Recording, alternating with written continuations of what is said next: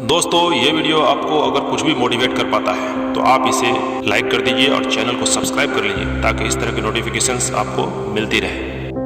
भीड़ हमेशा उस रास्ते पर चलती है जो रास्ता आसान लगता है, लेकिन इसका मतलब यह नहीं कि भीड़ हमेशा सही रास्ते पर चलती है। अपने रास्ते खुद चुनिए, क्योंकि आपको आपसे बेहतर कोई नहीं जानता है। बारिश के दौरान सभी चिड़िया पनाह की खोज में निकल पड़ती है, लेकिन बाज एक ऐसा चिड़िया है जो बारिश के दौरान बादलों से ऊपर उड़कर चला जाता है।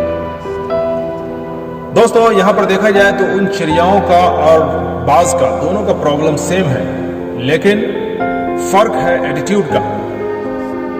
उस प्रॉब्लम को देखने का जो नजरिया है वो अलग अलग है। तो यही चीज बड़ा डिफरेंस पैदा करता है। दुनिया में जितने बड़े लोग हुए हैं, मिलेनियर, उनका एटीट्यूड अलग होता है, और जो लोग बिल्कुल लोअर क्लास में हैं उनका एटीट्यूड अलग होता है। फर्क एटीट्यूड का है दोस्त।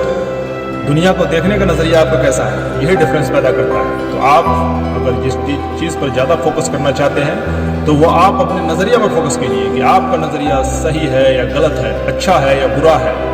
आप जिस लेवल पे जाना चाहते हैं उस लेवल का नजरिया आपका है कि नहीं। आप अपना लक्ष्य तय करने से पहले, अपना गोल तय करने से पहले आप ये देखिए कि आपका नजरिया कैसा है।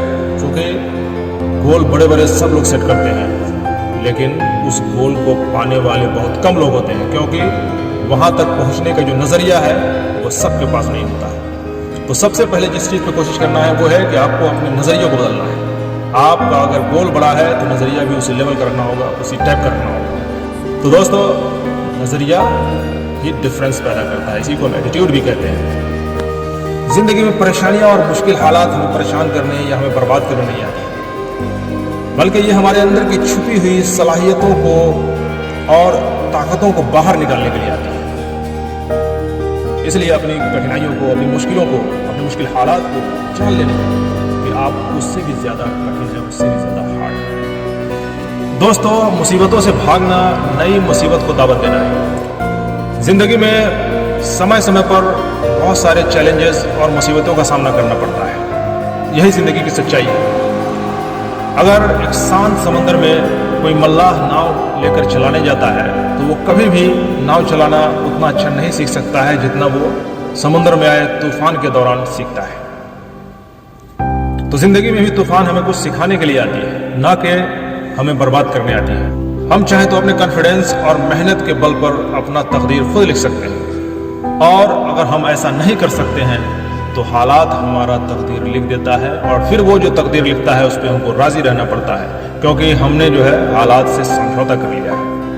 अगर आप समय पर अपनी गलतियों को एक्सेप्ट नहीं करते हैं तो आप एक और गलती कर बैठते हैं।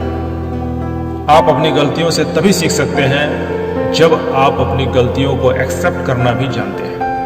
दोस्तों, आजकल ऐसा देखा गया है कि लोग गलतियां कर लेते हैं लेकिन उसे एक्सेप्ट नहीं करते। यह भी एक गलती है। अपनी गलतियों को एक्सेप्ट करो, क्योंकि इंसान जो भी है उससे गलतियां होती ही रहती है। तो फिर आप कोई फरिश्ते नहीं है, आपसे भी गलती हो सकती है। अगर गलती हो गई है तो आप उसे एक्सेप्ट कीजिए और उसमें सुधार लाइए, ताकि आगे कोई दूसरी गलती ना हो। अगर आप उन बातों और उन हालातों की वजह से फिक्रमंद है, चिंता में है, जो आपके कंट्रोल में नहीं है, तो जान लीजिए कि आप अपना टाइम और फ्यूचर दोनों बर्बाद कर रहे हैं। बीच रास्ते से लौटने का कोई फायदा नहीं, क्योंकि जितना दूर चलकर आप अपने पहले वाली जगह पर पहुंचेंगे उतना ही दूर आगे चलेंगे तो आप मंजिल तक पहुंच जाएंगे।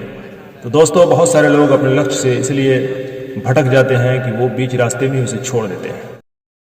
दोस्तों, अगर आप चैनल पर नए हैं तो चैनल को सब्सक्राइब कर लीजिए, बेल आइकन को दबा दीजिए, और जिनको इसकी जरूरत है उन्हें शेयर भी कर दीजिए। Thank you for watching this video.